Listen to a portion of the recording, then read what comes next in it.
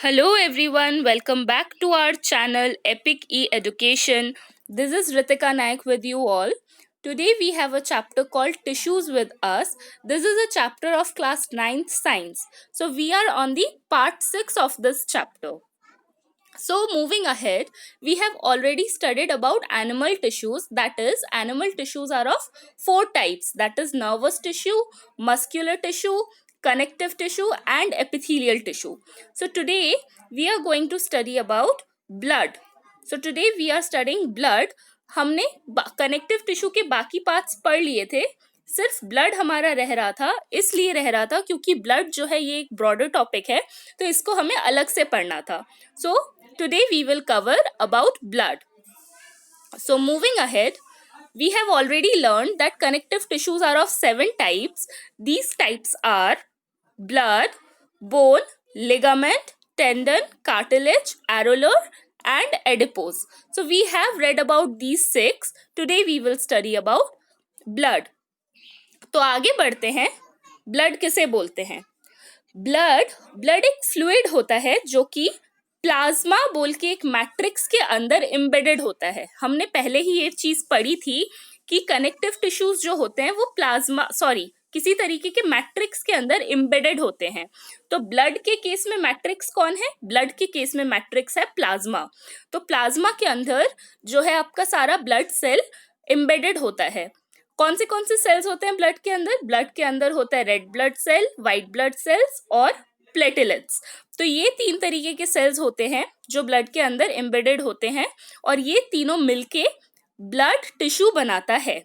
सो plasma क्या होता है? प्लाज्मा जो मैट्रिक्स होता है, ये मैट्रिक्स किससे बना होता है? ये मैट्रिक्स बना होता है प्रोटीन से, सॉल्ट से और कुछ तरीके के हॉर्मोन्स से.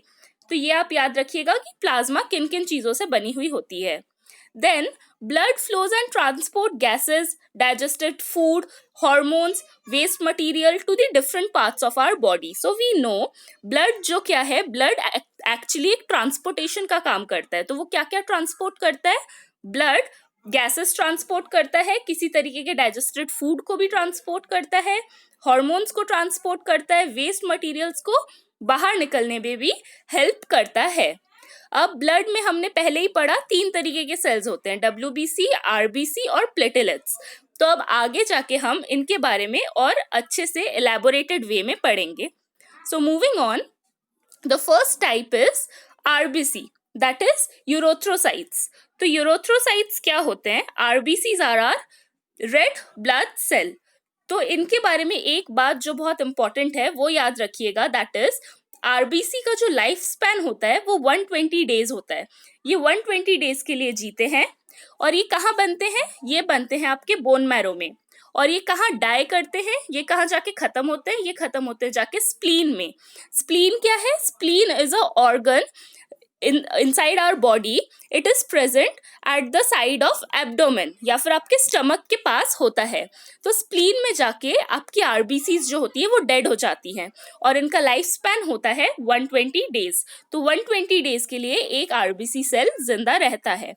तो एक आरबीसी सेल का फंक्शन क्या होता है? पहली बात तो आरबीसी सेल का मेजर फंक्शन होता है गैसेस कैरी करना, दैट इज ऑक्सीजन कैरी करना. कहाँ से? लंग्स के लिए ऑक्सीजन कैरी करना. एंड वो कैसे करता है? किसके हेल्प से करता है? हीमोग्लोबिन के हेल्प से. आपको पता होगा हीमोग्लोबिन जो है ये आयरन मॉलिक्यूल है which is present in our red blood cell, giving the red blood cell the colour. तो रेड ब्लड सेल का कलर रेड हीमोग्लोबिन की वजह से ही होता है.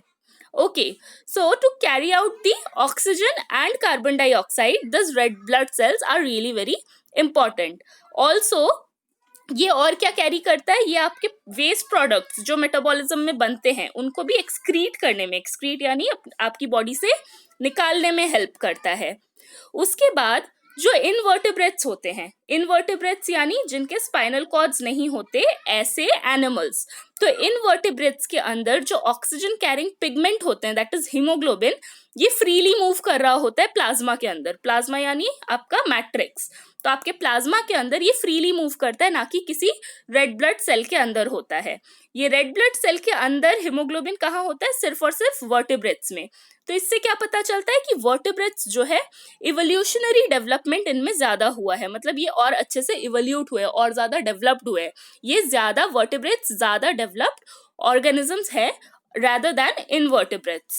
ओके, तो ये रेड ब्लड सेल इसमें क्या हेल्प करता है, वर्टिब्रेट्स में ये और भी अच्छे तरीके से कार्बन डाइऑक्साइड और ऑक्सीजन का एक्सचेंज हेल्प करता है, एक्सचेंज होने में इन गैसेस को और भी इफेक्टिवली हेल्प करता है, ज़्यादा एफिशिएंट होता है ये वर्टिब्रेट्स में इनवर्टिब्रेट्स से ज़्यादा इफेक्टिव होता है ये वर्टिब्रेट्स में।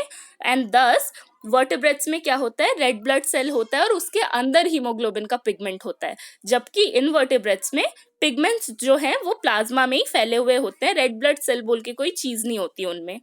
Another important point is mammals जो होते हैं, मैमल्स के रेड ब्लड सेल में न्यूक्लियस लैक करता है, न्यूक्लियस नहीं होता।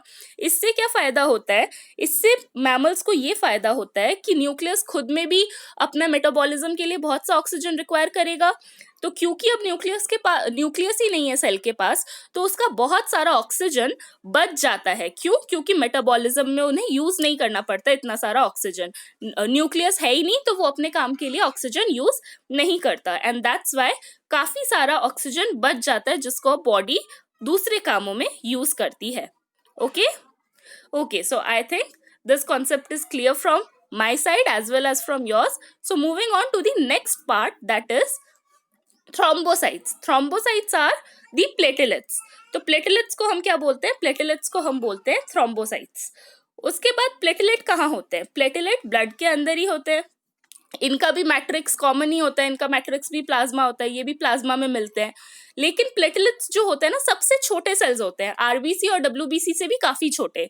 डब्ल्यूबीसी तो खैर सबसे बड़े सेल्स होते हैं ब्लड में, लेकिन प्लेटलेट्स जो है ये सबसे छोटे होते हैं और अबाउट ओनली 20% ऑफ डायमीटर ही रेड ब्लड सेल के ये होते हैं। मतलब अगर रेड ब्लड सेल जितना भी बड़ा है उसका सिर्फ 20% डाया का प्लेटलेट का सेल होता है। ओके, तो एक नॉर्मल इंसान की बॉडी में प्लेटलेट्स कितने होते हैं, एक नॉर्मल इंसान की बॉडी में जो प्लेटलेट काउंट होता है वो 1.5 लाख से 3.5 लाख होता है। मतलब 1.5 लाख से 3.5 लाख पर माइक्रोलीटर होता है। ओके, इसे याद रखिएगा। देन प्लेटलेट इतना छोटा होता है तो इसीलिए ये जो ब्लड का जो वॉल्यूम है उसका टोटल वॉल्यूम का बहुत ही हल्का सा हिस्सा अपने लिए रखता है, बाकी जगह पे ज्यादातर matrix, red blood cell, white blood cells ही होते हैं। तो प्लेटलेट का काम क्या है, प्लेटलेट का जो सबसे इंपॉर्टेंट काम है वो है ब्लीडिंग को प्रिवेंट करना। ब्लीडिंग यानी जैसे आपका कोई कट आ जाता है, कोई वुंड आ जाता है आपके बॉडी में, तो आपका जो ब्लड है वो रेगुलरली फ्लो नहीं होता रहता। ऐसा नहीं है कि कट आते ही फिर ब्लड फ्लो होता रह रहा है और वो रुक नहीं रहा। थोड़े टाइम बाद आपका जो ब्लड है वो कोआगुलेट होना शुरू हो जाता है। कोआगुलेट क्या होता है, कोआगुलेशन मतलब होता है any liquid which is converting into solid. तो कोआगुलेशन होना शुरू हो जाता है ब्लड का थोड़े ही देर में। तो इसमें कौन हेल्प करता है, इसमें हेल्प करता है प्लेटलेट, क्योंकि अगर आपका ब्लड सूखेगा नहीं, कोआगुलेट नहीं होगा, तो आपकी ब्लीडिंग रुकेगी नहीं। एज अ रिजल्ट एक बॉडी का ब्लड लॉस बहुत ज्यादा हो जाएगा। तो इसको रोकता है आपका थ्रोम्बोसाइट या फिर platelet. Okay guys, moving on, our third blood tissue cell is leukocyte. Leukocyte क्या होते हैं, ल्यूकोसाइट्स होते हैं WBC, that is white blood cell. तो WBCs कहाँ होते हैं, WBCs भी आपके प्लाज्मा में ही पाए जाते हैं। इनका काम क्या होता है, इनका हमारे बॉडी में एक बहुत इंपॉर्टेंट रोल होता है। They are like the soldiers of our body.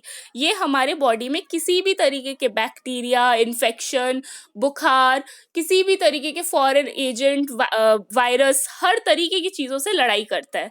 So WBC helps fight infection by attacking the bacteria, viruses and germs that invade the body. जो बॉडी के अंदर जबरदस्ती घुसने की कोशिश करते हैं, उन हर तरीके के फॉरेन एलिमेंट से WBC हमें बचाता है। So white blood cell originates in the bone marrow. ये भी कहाँ बनता है, बोन मैरो में ही बनता है, लेकिन ये पूरे बॉडी में, थ्रू आउट आवर बॉडी ये सर्कुलेट होता है। हमारे पूरे बॉडी में हर ब्लड स्ट्रीम में WBC पाए जाते हैं।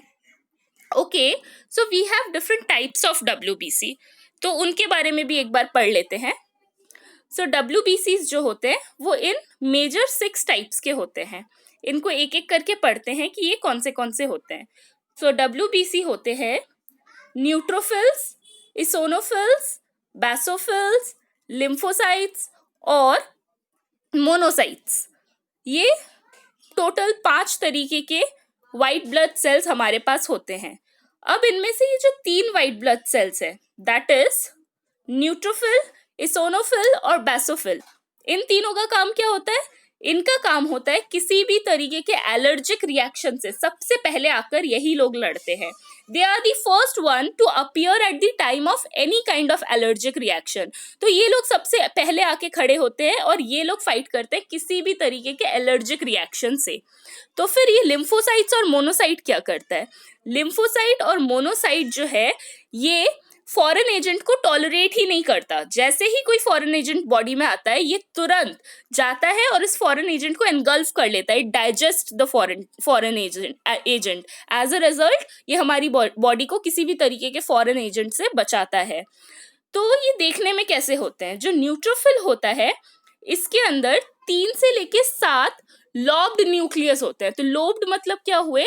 लोब्ड यानी the nucleuses are connected to each other but they are in lobes. They are present in lobes. You can see in the diagram they are present in lobes and they are connected to each other. So in neutrophil they have 3 to 7 nucleus in 7 lobed nucleus inside them.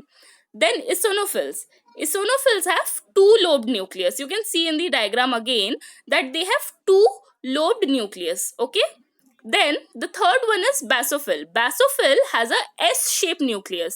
It has a nucleus which is kind of an S shape. So it has a S-shaped nucleus. Then we have lymphocyte. Lymphocyte has a very large nucleus. So the nucleus is almost covering the whole area of the cell. So the nucleus is really very large in lymphocytes. So in monocytes, the last one is our monocyte. So in monocyte, the nucleus is of bean shaped. Bean shaped as in, you know, rajma and something. So that kind of a shape, bean shape. So the monocytes have a bean shaped nucleus. You can see in this diagram. So these are the shapes of these different white blood cells. So just remember all these names and their shapes, and very important, their functions. So from this I am resting this chapter. ये chapter यहाँ पे खत्म होता है, that is tissues. Tissues में अब हमारे पास सारा टॉपिक कवर हो चुका है with the help of our videos. If you have any kind of query, do comment on my videos, I will definitely get back to you. Till then, thanks for watching. Subscribe our channel, like and share these videos. I am Ritika Naik signing off for today.